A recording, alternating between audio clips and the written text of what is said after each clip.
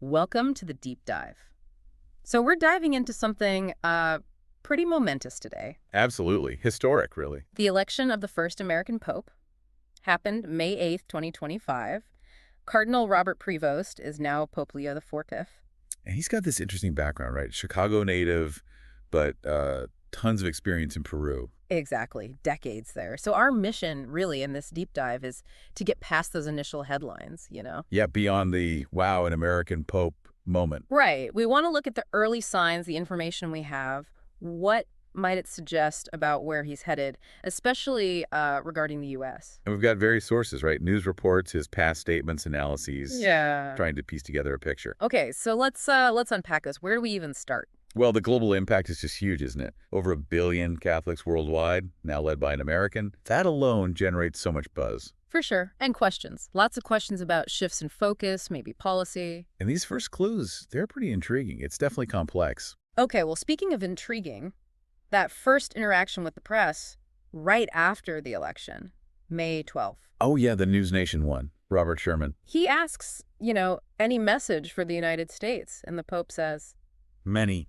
many. And then, God bless you all. Mm-hmm.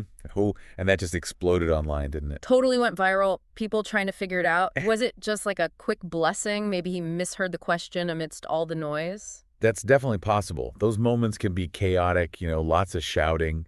A simple blessing makes sense. Right. But given his history, like engaging with U.S. politics before on social media, many could be read differently, couldn't it? How so? Like deliberately pointed. Maybe.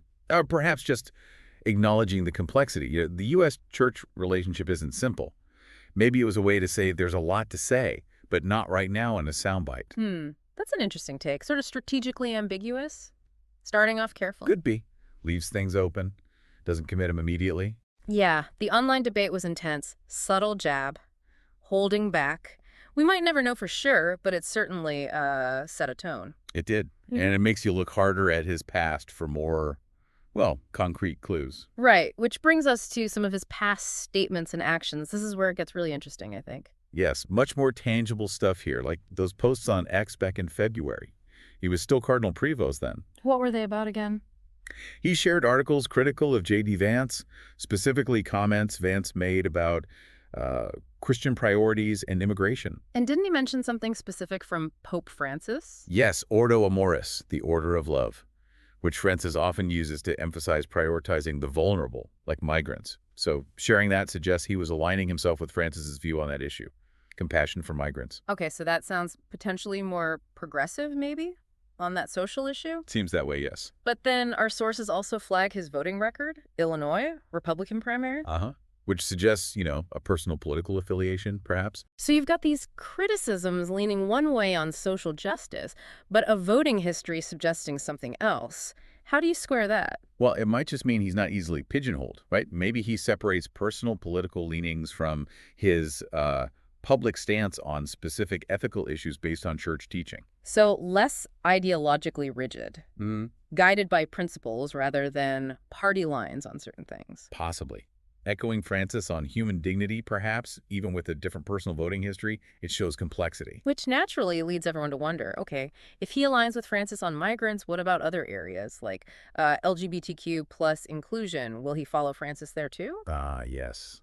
The big question. And here the signals seem, well, more mixed, maybe. How so? Our sources mentioned that 2023 interview that resurfaced. Right, where he talked about the need for the church to open and be welcoming. He even mentioned development in his own views. Compared to when? Compared to the 2012 Synod on the Family. Back then, he'd apparently criticized how the media portrayed, quote, homosexual lifestyle and alternative families.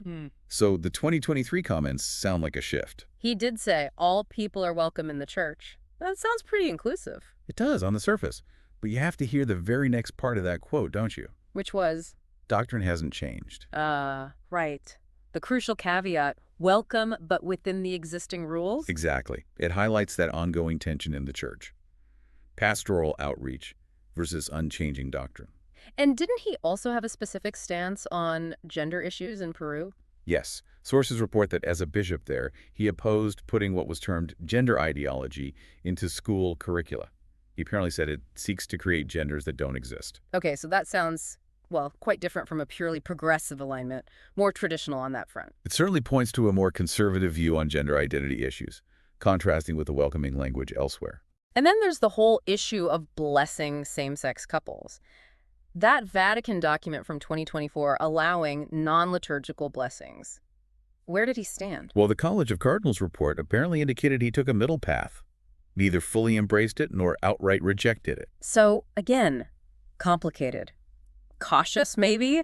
Trying to navigate a tricky path? Seems likely. It suggests someone potentially looking for a balance, maybe prioritizing tradition on some points, while still trying to be pastorally present, not just a carbon copy of Francis. Yeah, it's looking like a much more nuanced picture. Continuity on some social justice fronts, perhaps, like migrants, Hmm. but maybe more caution or a traditional stance on things like LGBTQ plus issues and doctrine. Precisely. And all of this is amplified, of course, by the sheer fact that he is the first American pope. That's huge, Jim. monumental. And our sources definitely touch on the implications. Is this too much power concentrated in one country, America? You hear that speculation. Understandably so, given the U.S.'s global influence already. There's also that other theory floating around.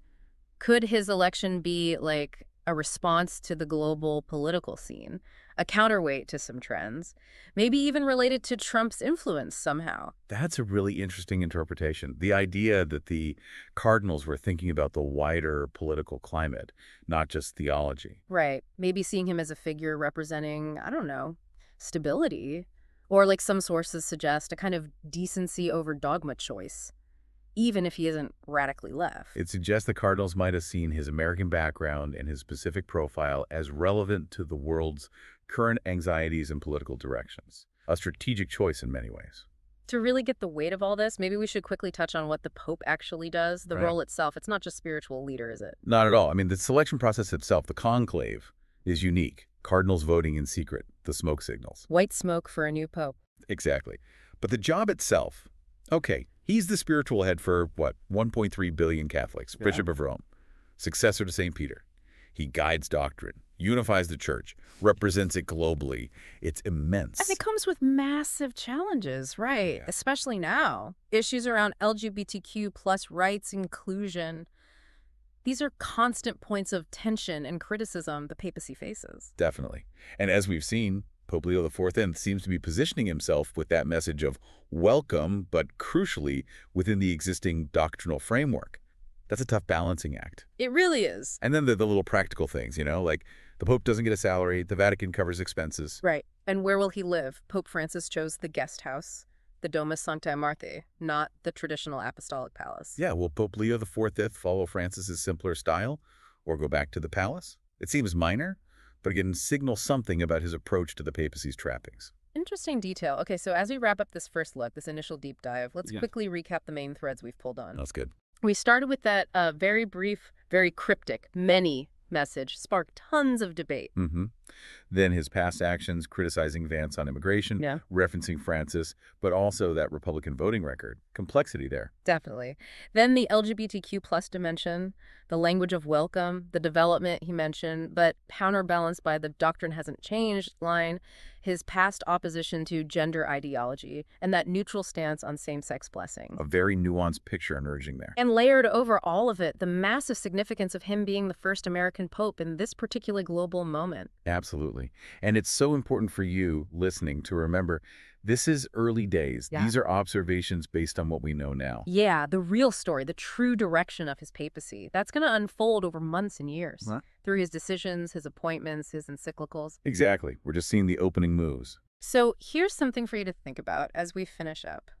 Considering all these different signals, the cryptic bits, the contradictions, the nuances, and the sheer weight of an American papacy right now, what single aspect of Pope Leo XIV's leadership do you think might end up having the biggest impact? Inside the church, or maybe even outside on the world stage? That's a great question to ponder. Lots to watch. Definitely lots to watch. We'll be keeping a close eye on it. Thanks for joining us on the Deep Dive.